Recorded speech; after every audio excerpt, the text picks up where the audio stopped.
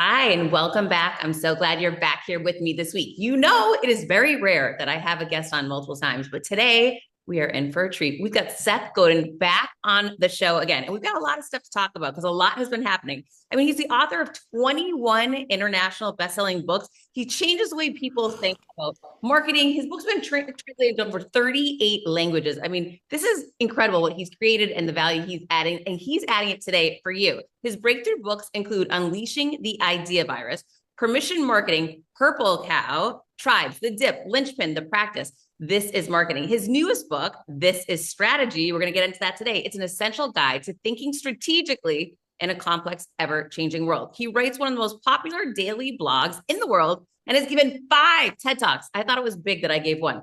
He's the founder of the Alt MBA, the former VP of direct marketing at Yahoo, and the founder of the pioneering online startup, Yo-Yo Dine. Seth, thank you so much for being here today.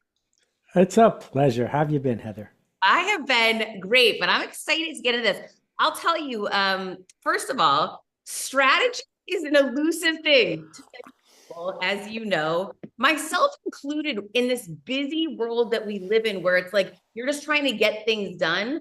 Oftentimes, I know for myself, strategy is the one thing I kind of dropped the ball on. So why did you write a whole book about it? It doesn't matter how fast you're going if you're going in the wrong direction. And there are all these people online trying to tell you to go faster and faster and faster, and this hustle and this tactic and this technique and this microphone. But it might be worth spending an hour or two having a conversation about where you're going and why. Who are you here to serve? What's the change you seek to make? Because if you do it with the systems in our world, it's a lot easier than if you do it against them. That is well said, and I really appreciate the reminder. How do you define strategy in the context of the book? Strategy is a philosophy of becoming. It's not a promise. It's not a map.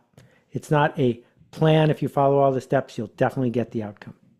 Instead, it's how we make decisions. It's our ability to see time, to have empathy for the people we're connecting with. It is an entire basket filled of choices that our grandparents didn't have to make because they just had a job. They just did what they were told. But every one of us gets tomorrow over again, and how you decide to spend it is one of the most important decisions you can make.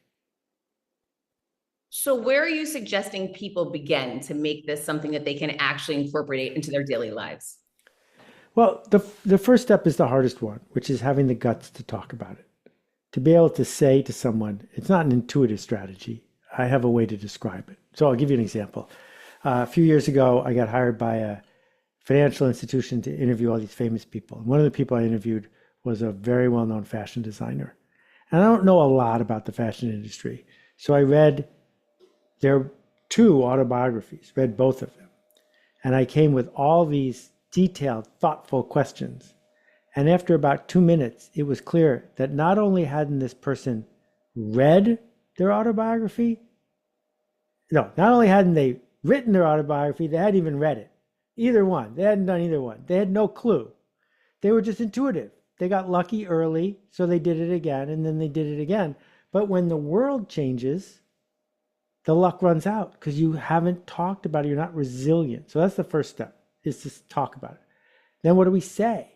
Well, I want to know, who exactly are you here for? Because that tells me all the people you're not here for, who you should be ignoring. And then I want to know, what is the change you're seeking to make? Because if you're not trying to make a change happen, why are you wasting our time? And so if we can be very clear about that, then we can ask some honest questions about whether those people want to be changed and whether the system's going to help us connect and lead, or whether we're always going to be drowning. What do you mean by who we should be ignoring? I've never heard it phrased that way specifically before. Okay, so if there's someone in the Czech Republic or Bangalore who says, Heather's podcast is stupid because I don't understand it, it's not in my language, you should ignore those people because your podcast is only for people who speak English, right?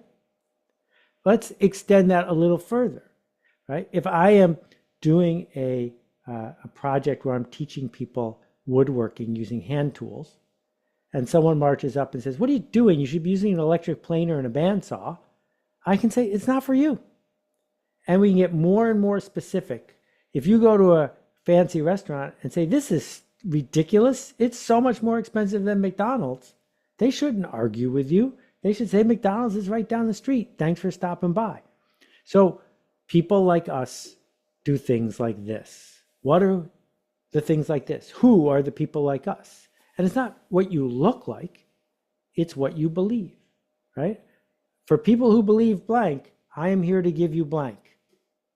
And if you're not willing to say that, you're always going to be frazzled because the false proxies you're measuring, your YouTube likes or your followers, whatever, are going to confuse you, because the easiest way to be popular on social media is to do something that you're not proud of that just makes your numbers go up. But that's not why you're here. Something you just remind me of something. When I wrote my second book, the first time I wrote self-published, I did whatever I wanted, right? And so I just wrote for whoever I thought I was speaking to. And I didn't get really granular to what you're saying, right? However, my second book was with HarperCollins Leadership, and they are very much in charge of what you're doing. And they were very much like what you're saying, Seth. No, Heather, you cannot write for men and women. No, you can't write for this massive audience.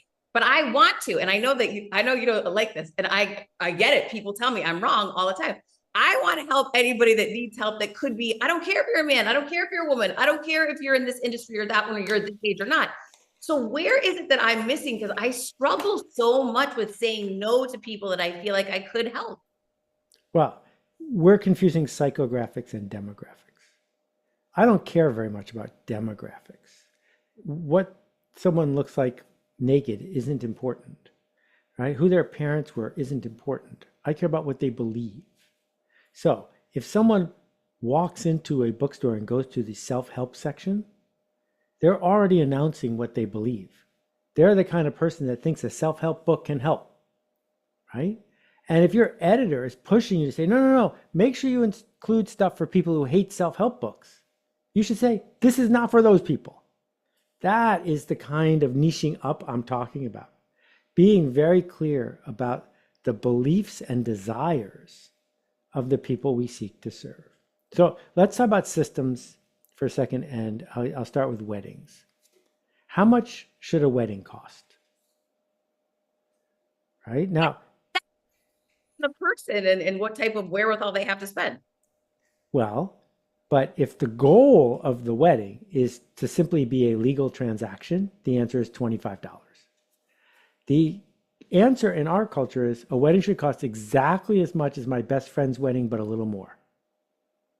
Right? Because that's a system. And there isn't an absolute right answer to the question, as you just pointed out. Instead, it's what context are you in? And so persuading someone that they should have a destination wedding with 6 attendees doesn't work if their belief in the system they're in is, this is my chance to be princess for a day, it needs to be the big blowout I've always dreamed of, and it's going to cost $120,000. And so that's a systems choice. No one in the world would have a $120,000 wedding if before this, the most anyone ever spent was $1,000. That would never have happened. We incrementally got there because of systems. So when you think about your book, it has a genre. Other books came before you. It rhymes with some of those books. So I'm not saying don't help people who need help. I'm saying don't help people who aren't willing to believe what you need them to believe in order to help them. Does that go back to this concept of like defining the ideal avatar before we create the work? Yes, having a persona in mind helps a lot. And it also helps us get to the truth of this authenticity nonsense, because it's very tempting to say, I'm just being the authentic me. The fact is, no one wants you to be authentic. They want you to be consistent. They want you to be the best version of you. That if you're having a terrible day and you disappoint the people in front of you, you're captured on YouTube doing something horrible, that's not good because it was authentic. That was authentically you having a tantrum, but that's not good. Professionals are consistent.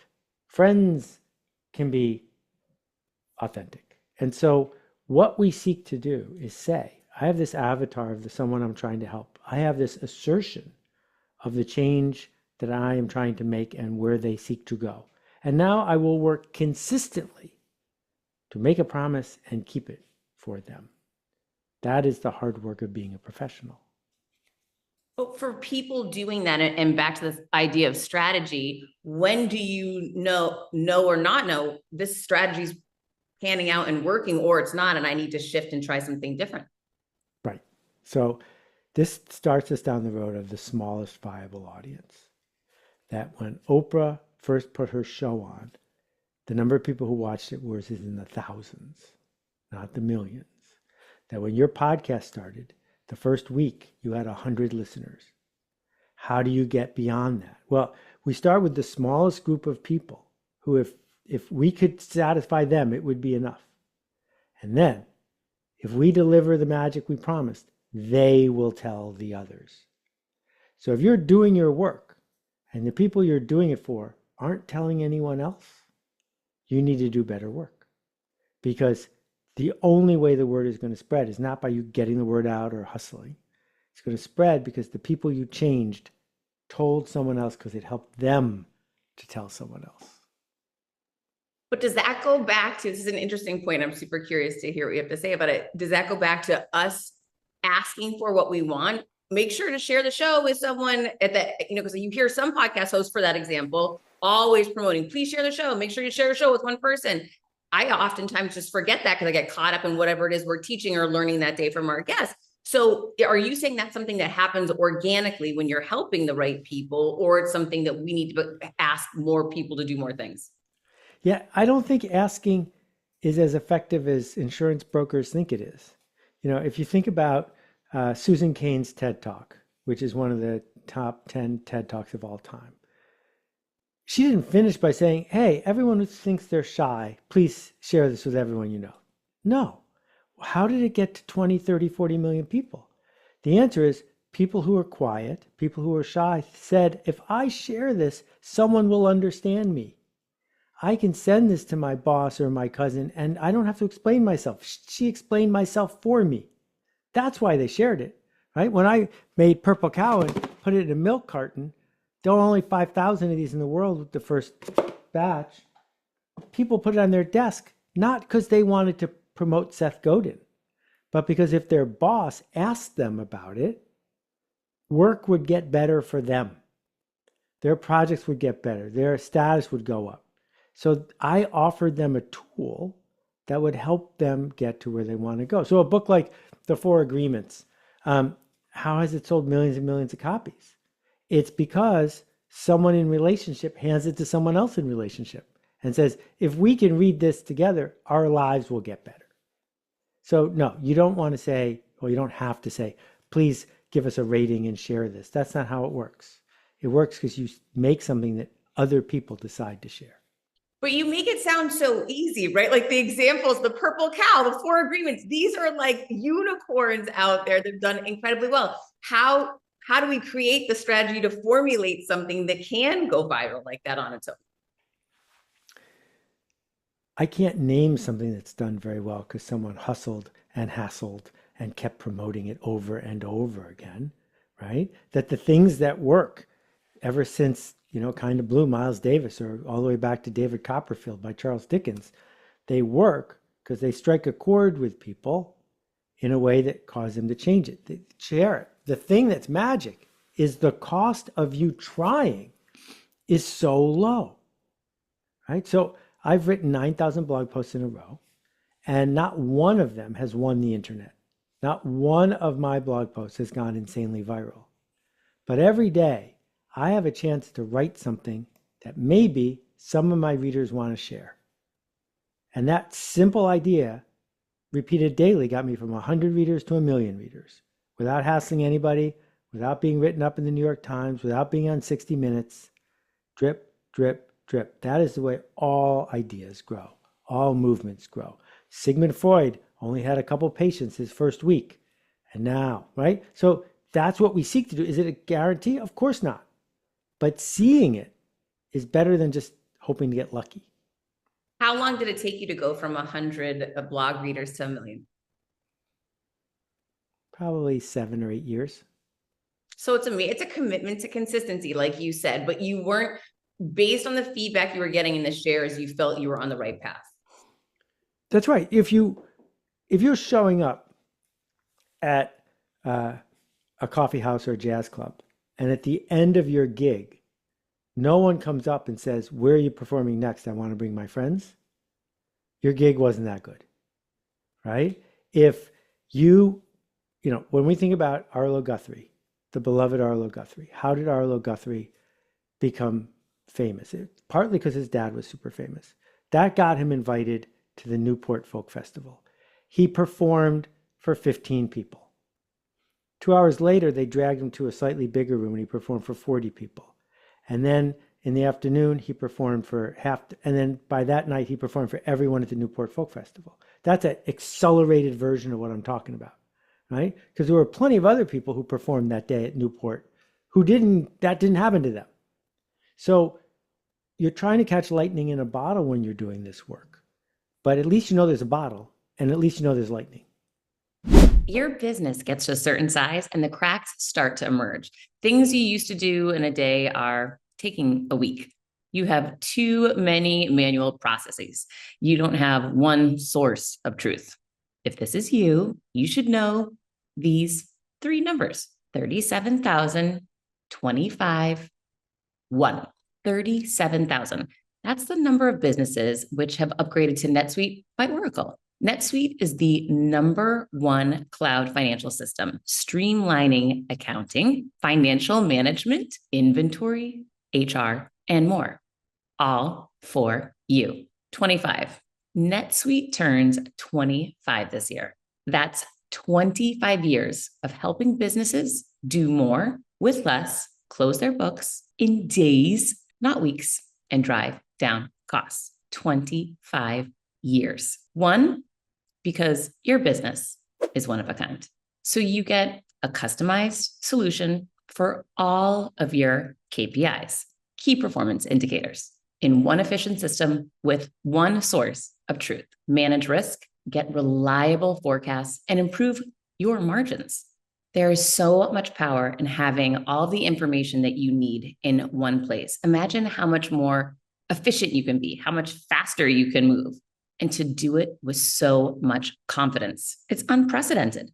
And the unprecedented offer that NetSuite is providing you today is going to make this possible. Right now, download NetSuite's popular KPI checklist designed to give you consistently excellent performance, absolutely free, at netsuite.com/Monahan. That's netsuite.com/Monahan to get your KPI checklist now.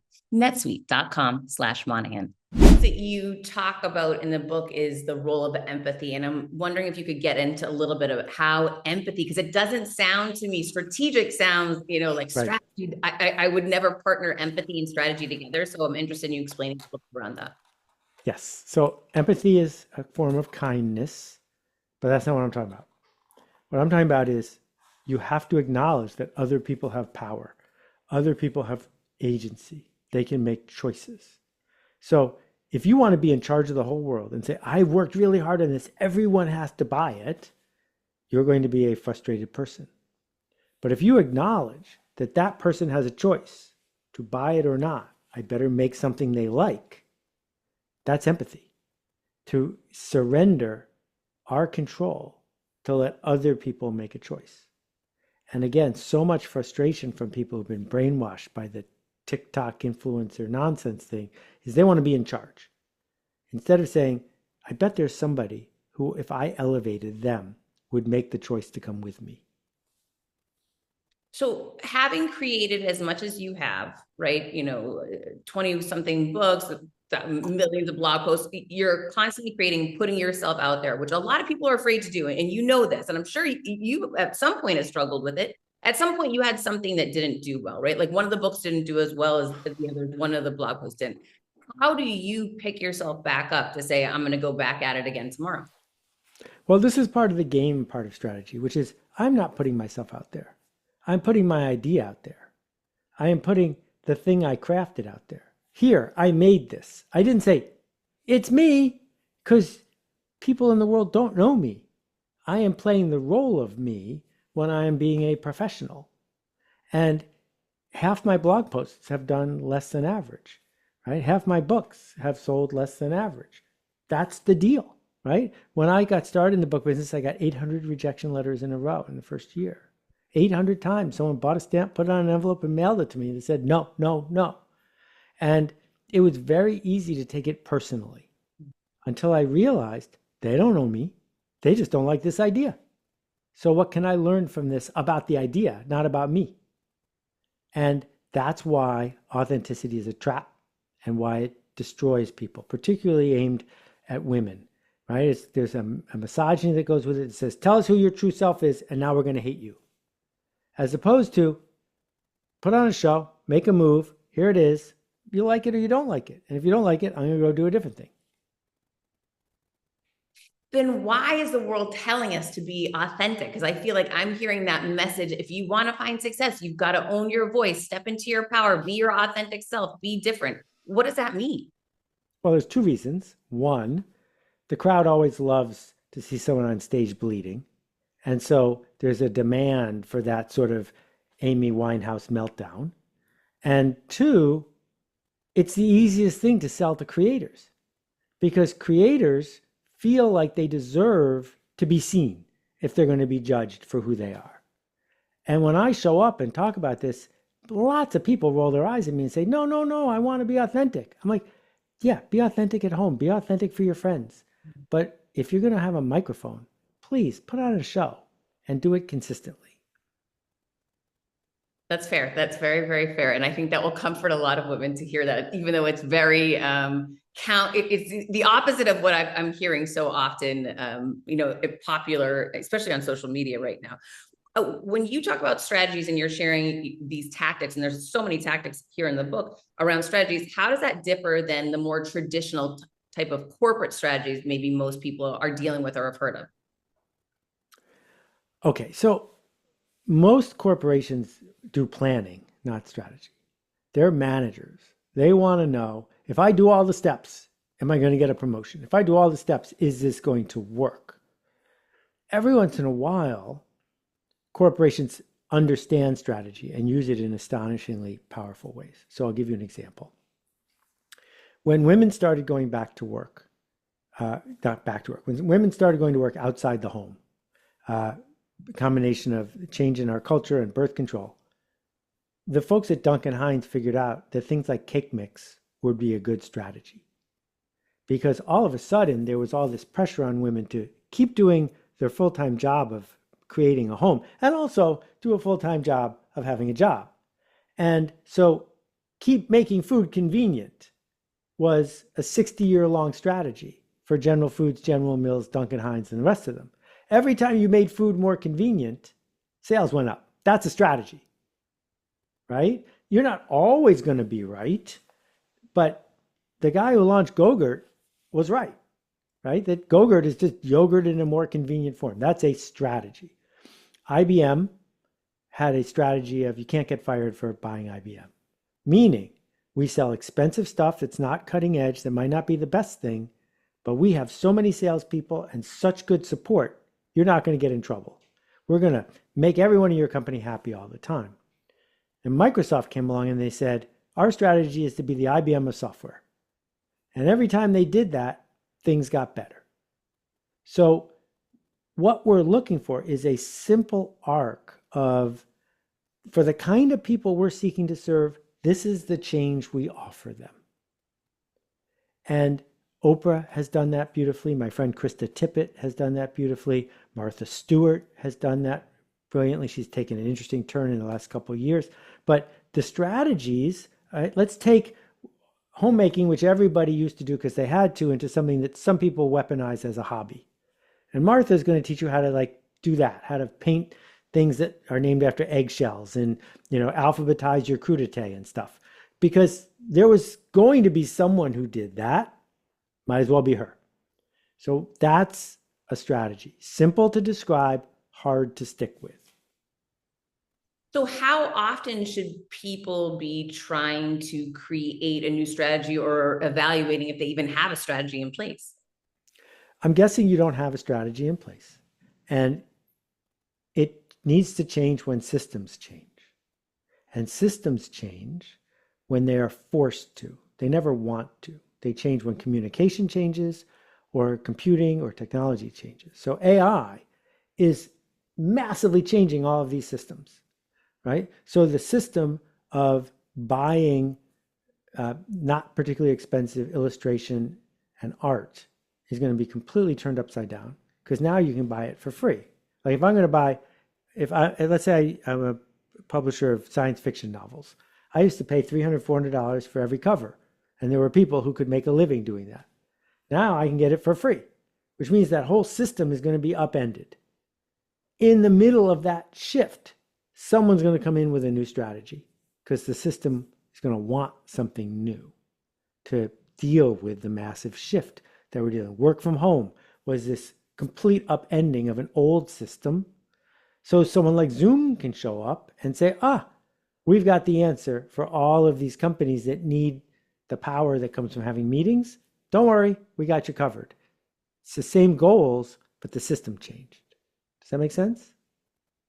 It does, but to your point, with AI now, that's essentially disrupting every industry. So it's based on what you're saying that everybody needs to create a new strategy right now.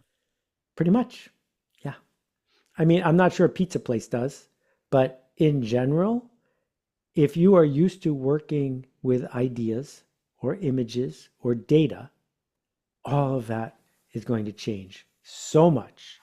You're going to have to figure out what to do. So my friend Lisa worked with the Kodak company.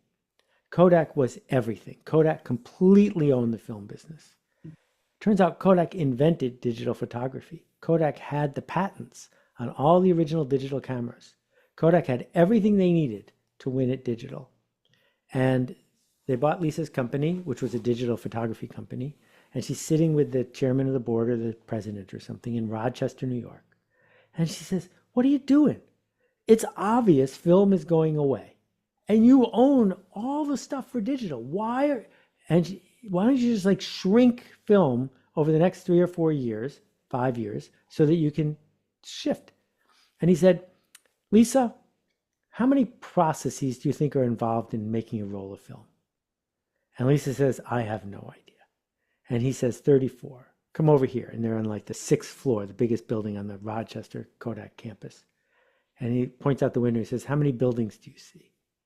And there are 34 buildings. There's one building on the Kodak campus for every process to make a roll of film. So they couldn't shrink it because all the buildings had to stay open. And they were paralyzed because their strategy of 100 years is make photography cheaper and more convenient and you will win. And so film was everything.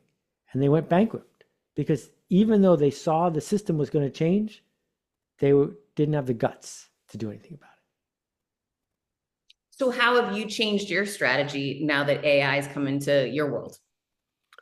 The biggest shift in my daily life after I worked on the Carbon Almanac as a volunteer for a year and a half is I stopped flying. So my main source of income was flying places and giving speeches. I did that 1,000 times. Haven't been on a plane for work in 3 years, and I'm in no hurry to start again. And that shift coincided with COVID, coincided with conferences becoming virtual. So now I show up around the world digitally, right? So yesterday I was in 90 countries, and that would be really hard to do on an airplane.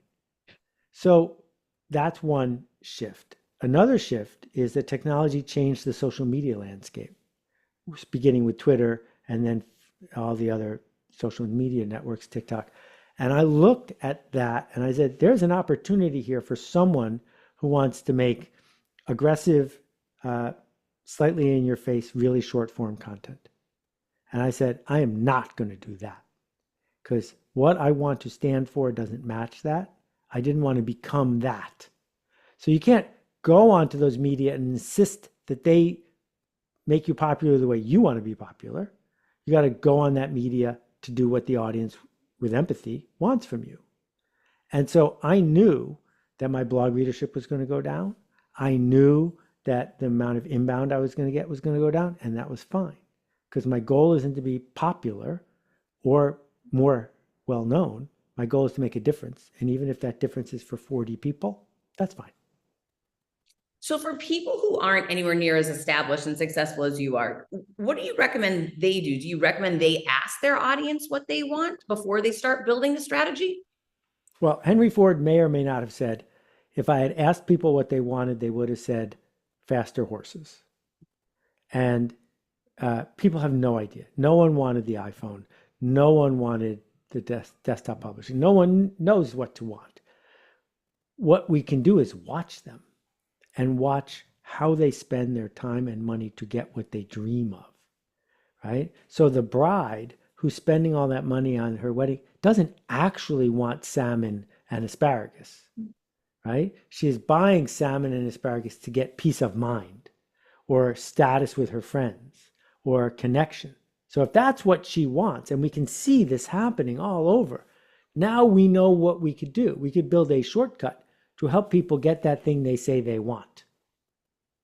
And that is when all sorts of magical opportunities open up.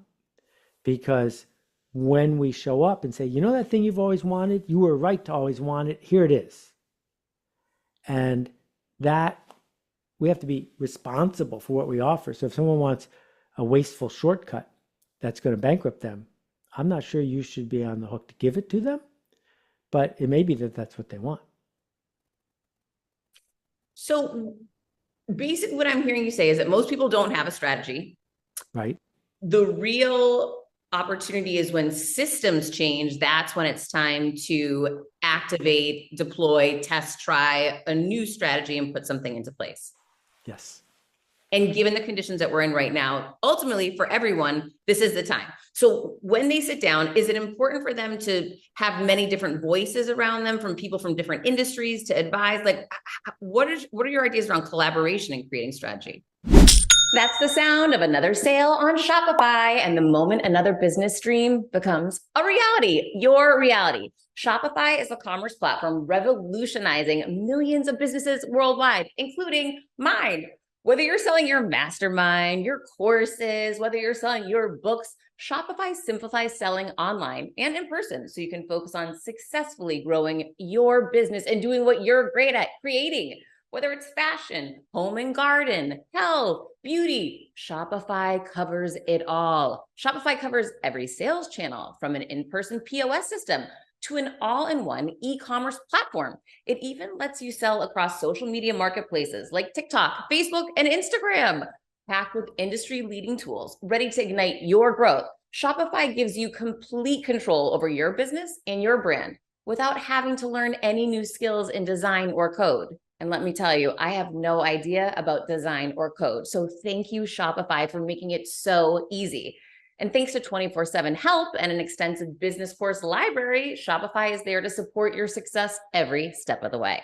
What's incredible to me about Shopify is how no matter how big you want to grow, no matter how big you currently are or how small you are, Shopify is there to empower you with the confidence and control to revolutionize your business, take your business to that next level, constantly adding on new products, services, and ideas. Now it's your turn to get serious about selling and try Shopify now. This is Possibility, powered by Shopify. Sign up for a $1 per month trial at shopify.com/Monahan, all lowercase, Monahan, all lowercase. Sign up for a $1 per month trial period at shopify.com/Monahan, all lowercase. Go to shopify.com/Monahan to take your business to the next level today. Join me, shopify.com/Monahan. You can thank me later. So I have almost never seen a committee come up with a good strategy. And part of the reason is the people you're going to have surround yourself with care about you. And they're going to encourage you not to do something that's going to fail. And so they're going to keep pushing you to do this conservative, simple thing in the middle. It's not going to work, but they think it's safe and you won't blame them, right? And instead, the best tactical advice I have for you is to write 3 completely different strategies in as much detail as you can, knowing that you're going to have to randomly pick one of them. So all 3 better be good. And so now we're not going to justify to ourselves and get ourselves into a corner believing that the one we picked is the best one. I need 3 really great strategies, right? And then you need to stress test them. I am asserting that if I open a billiards club on the outskirts of this town, I can get this many people to come every night because blah, blah, blah, blah, blah. And then you can test that with a friend and say, ask me some hard questions like, are there any other cities that have a billiards club? Right? What does this rhyme with? Who has done this before you in any way that has ever worked? So I defend it, make it better, defend it. Now you got 3 really good potential strategies. And a friend of mine did this with a nonprofit he started. He wrote business plans for 3 completely different nonprofits. As opposed to constantly being on defense and justifying why his was the best one, he said, I got 3. And I think all of them are great. So I'm just going to pick one at random.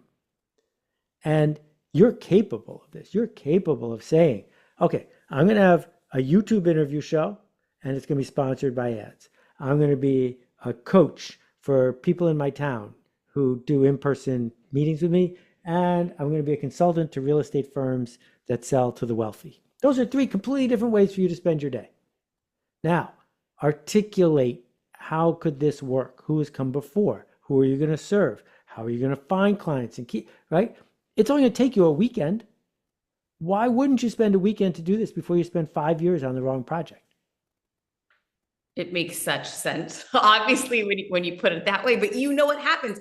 People get busy, and once they start taking off with something, it's hard to get people to pull back for a moment. But to your point earlier, if you don't know where you're going, then you're just going, and it sounds not very strategic. Okay, how do games relate to everyday strategic decision making? All right, so games aren't just fun things like Scrabble. Game theory, is any situation where there are players and rules and outcomes. So if you get pulled over by a cop for speeding, it's a game. What does the cop want? What tools do you have to talk yourself out of the ticket? If you can give the cop what they want by, let's say in this moment, a small smile and a feeling of respect, maybe they'll just give you a warning. And if you play some moves and you're wrong, you'll get a ticket. But you played a game and it came out one way or the other. And it is a game to figure out what you're going to stand for, say with a podcast in a world that has infinity podcasts. You make a move. If it doesn't work, you're not a bad person. You just made the wrong move. And we can learn a lot by watching the moves other people who play these games make, right? Oh, these 6 podcasts switched from audio to video. That was an interesting move. What happens when someone makes that move? Am I too late to make that move? What would be a version of that move that's not what they did, like going to, or, Oculus and being on Apple virtual stuff, right? Maybe that's a move, but at least we can talk about the move without saying this is authentically me. It's just, if I'm the world chess champion and I move my knight in front of my pawn, that's not me. That's the knight moving. And if the move doesn't work, I just learned something. Don't you see, because when you're describing that, the first thing that popped in my mind is so many people that I see, that I come across, they want to build a strategy, they want to play the game, they want to view what other people are doing, but then that's where they stop. Correct. They start obsessing about what everybody else is doing and over analyzing and never actually test or try anything. So how do you get people to get beyond that point to say, I'm actually going to move forward and try one? It's super simple. When in doubt, look for the fear. We are all afraid. We're all afraid. And that fear expresses itself in an enormous number of ways. The class clown in 3rd grade isn't the class clown because they're Jerry Seinfeld. They're the class clown because they're afraid of something. And if we can find out where the fear is and help them understand how to protect that little tiny voice to then get to where they want to go, sometimes it will get us there, right? In the Navy SEALs, they just create enough fear of something else that you're no longer afraid of diving into cold water and swimming, because if you don't do that, you're going to get in trouble with blah, blah, blah, blah, blah. And so there's a conservation of fear going on, but we should name it, right? How often does someone say, yeah, I know I could do that, but I'm afraid? And that's the truth. And I practice saying that all the time. You still get afraid even with your own strategies, your own business? Oh, yeah. There are all these things that I don't do, and I'm honest with myself that I don't do them because I'm afraid. Well, that's freeing to hear that. You just made everybody feel a lot better, Seth, because I think so often people have someone on a pedestal, like international bestseller, 20 something books. People think, oh, this person finally figured it out. But what did you, I look back at over, my career, and I think as I get older, I am more apt to step into fear because I've done it more times. I have more resilience at this point. Don't you think it's something that you get better at? I am not afraid before I get on stage in front of 15,000 people. I'm not afraid before I hop onto a legendary podcast like yours. But there are so many other things that I'm afraid of that I'm not doing. Like, yeah, if you get good at something, I hope that you're not filled with fear every time you do it. But this is chopping wood and carrying water. This is the practice and the craft. But the frontier is, the conversation that you're afraid to have with your dad before he passes away. And so you're hiding from it, right? That's fear. And the fear is enervating and cancerous. And instead we can say, I'm afraid of talking to my dad, but I'm going to do it anyway. Yeah, that's real. That's the real stuff, not I'm afraid of launching this marketing campaign to see what happens. Yeah, but they're the same flavor. Because Well, it the has a lot theory, bigger impact if you actually address it, though. yeah, but the theory is if I launch this marketing campaign and everybody hates it, then I won't sell anything, and then I'll lose my house, and then I'll be thrown out, and no one loves me, and so I'll die alone outside. That's like the MailChimp button is 1 inch away from I'll die alone outside. That's how close the two buttons are. It's so good. And that is so true. That is so well said. And I don't think people really think about it, but you are absolutely right. And that's why they get petrified, and that's why they get paralyzed, and that's why they never press the button. Yeah. How does this strategy build upon the previous works that you've created around leadership and marketing, building off it, redirecting it? What does that actually look like? I was just thinking about this yesterday. Sometimes before I go to a meeting, I will listen to one of my audiobooks because I want to hear what the old me had to say. So the practice is about how we tell ourselves stories. It's about getting over writer's block and imposter syndrome. This is marketing, is how we tell other people's stories. And this is strategy, is what stories should we tell if we want to get to where we're going. But it's so interesting to hear strategy and the inclusion of storytelling. I would not, again, have put those two things together. Yeah, but if, let's say I want to defeat you at chess, I'm going to make some moves that are going to tell you a story about what I'm going to do next. And if the story I'm telling you about what I'm going to do next causes you to move in a way I'm hoping you will move, I will win. But if you can see through my story and know what I'm actually going to do next, we'll probably tie or you'll win. And so this story of Microsoft is the IBM of software, that's a story. And that story told to their employees will help them make better decisions, which will shift how the market responds. And so, yeah, humans are just story processing machines. Who's a company that you look to today that you feel like is nailing strategy that we can look at as a positive example? Well, every time I name a company, then they do something that embarrasses me. So I try not to do that too often. But, if we go back a little bit, when Google launched Gmail, you may recall that you couldn't get in unless you had an invitation from someone who was already using it. That was a brilliant strategy. Because everybody wanted in so badly. Well, not only did people want in, but the people who had an invitation, their status went up. So they were reminded that they were already doing something valuable. So Google had this thing that was free. So things that are free are often seen as worthless because they don't cost anything. And by artificially creating scarcity, they created tension. The tension of I'm going to be left behind, the tension of how do I get one of these? Now people are talking about Gmail, whereas before they wouldn't have been talking about it.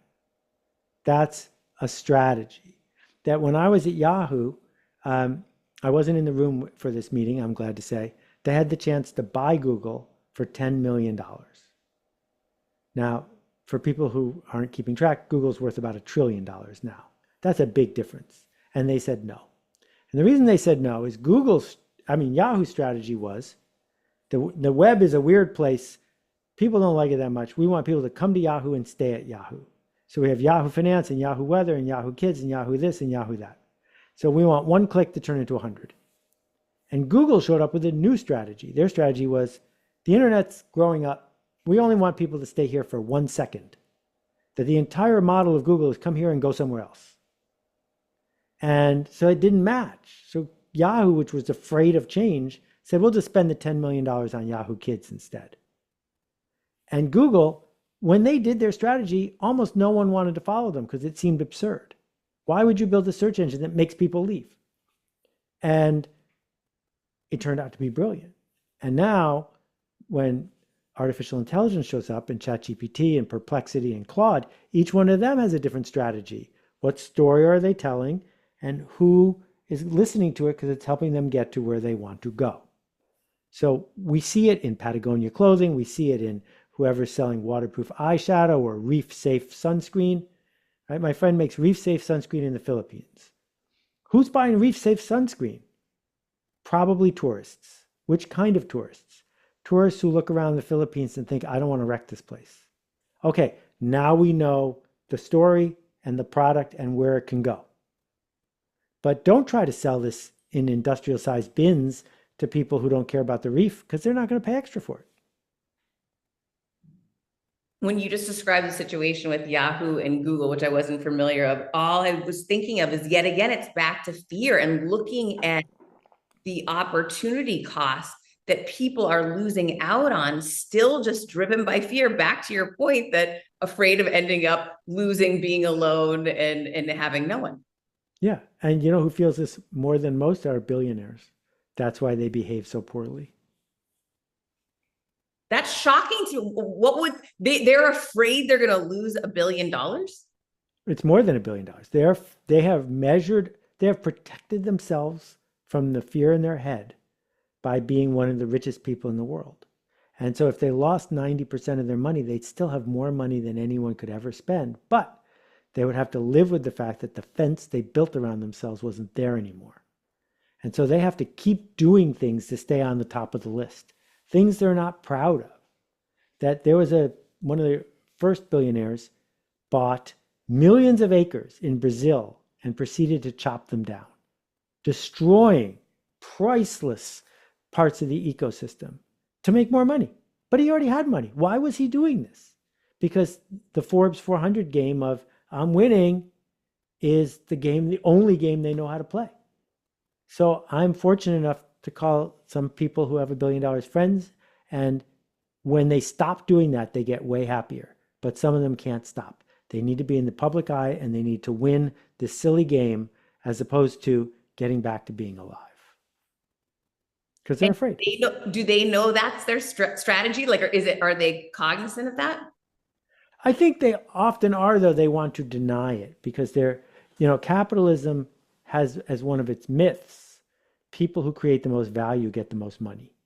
This is absurd. This is not true. It's one of the myths of capitalism. And so they're saying, well, if I'm making a lot of money, I must be creating a lot of value. And it's so easy to measure that that's what they do. They're lazy and they measure the thing that's easy to measure, as opposed to realizing we're all going to die. They only got 30 years left. What should I do tomorrow? And the answer is probably not turn $4 billion into $5 billion. That's probably not the best strategy at this point. What strategies do you suggest for working within existing systems rather than against them? Okay, so if you're working against the system, what you need to say is, hey, you're wrong. Don't do that. You're wrong. And getting people to admit they're wrong is very hard. So let's think about the healthcare system. The healthcare system doesn't make health. It makes treatments. That's what they measure. That's what people get rewarded for. So if you want to change the healthcare system, you could picket outside of Kaiser Permanente and say, they are wrong. They should make health instead. That's probably not going to work.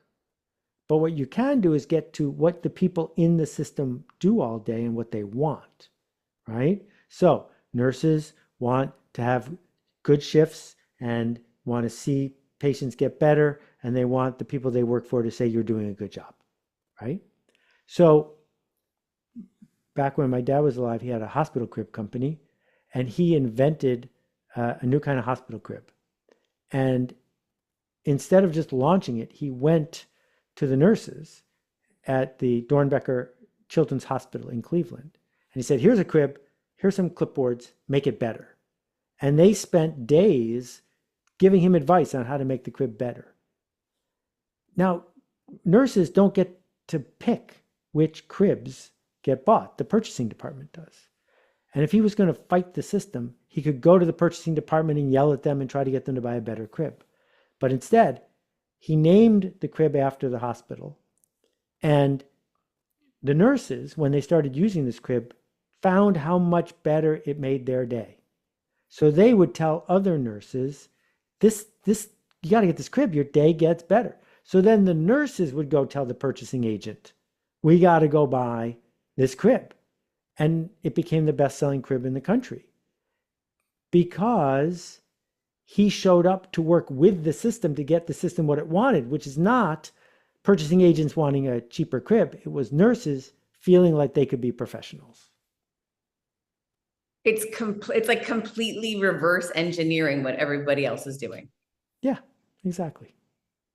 And finding success, which is so interesting and so smart, but so obvious when you just laid it out that way. It makes, but then why aren't all businesses approaching things like this?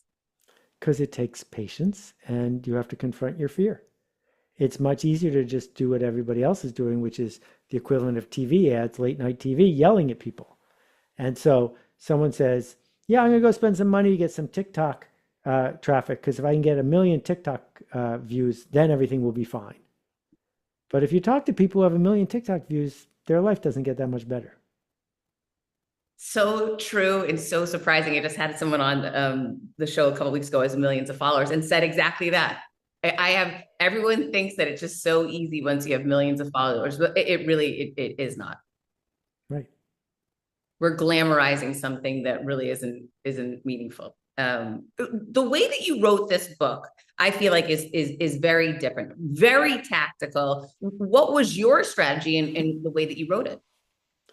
Well, think for a minute, Heather, when you were growing up, did your mom, when you were 4, have a day when she announced, today we're going to learn all the vegetables? And she started with asparagus and worked her way to zucchini? No. Of course not. We get a little of this, and then a couple of days later, we try that. That's how we learn anything.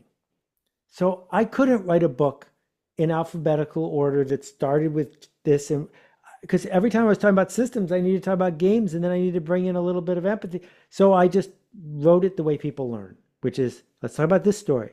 Let's go through this example. Oh, what about this thing over here? Back and forth and back and forth. And then organized it so we could talk about it. So I made this deck of cards that has 104 ideas in it that can be played in 5 million combinations.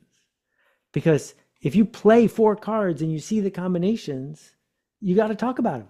It'll jar something in your head, because that's how the human brain works. So that's how I wrote the book, because I don't think people, including me, have the patience to read War and Peace ever again. Nor the time, definitely not the time. And this is much more manageable. Who did you write it for? Who needs to know that this is strategy? I didn't write it for people who need to know it. I wrote it for people who want to know it. And because if you need to know it and you don't want to, you're not going to engage with me. I'm looking for people who are saying, I am aware that I'm not getting the results I need from the effort I'm putting into it. And I am brave enough and smart enough to ask, is there a better way? And vulnerable enough, because it goes back to fear again. It really does. So where can everyone get this strategy? So at Seth's.blog, there's 9,000 blog posts. They're free. And at Seth's.blog/TIS, which stands for This is Strategy, I have videos and links and all sorts of nonsense. And I will link all of that in the show notes below for you. I mean, this book is incredible. This is the most tactical book that I have ever read. I'm blown away, and it definitely gets you thinking so differently in regards to the system that we're in and the process that we just keep repeating and the fears that are holding us back. Seth, thank you so much for writing this book, and thank you for all the work that you keep creating. Thank you, Heather. Keep making a ruckus. We need you. We're going to keep trying. Until next week, guys, you keep making a ruckus, keep creating your confidence, and check out Seth's book. This is Strategy. Link it in the show notes below. I got it for you. Until then, keep creating your confidence. You know I will be.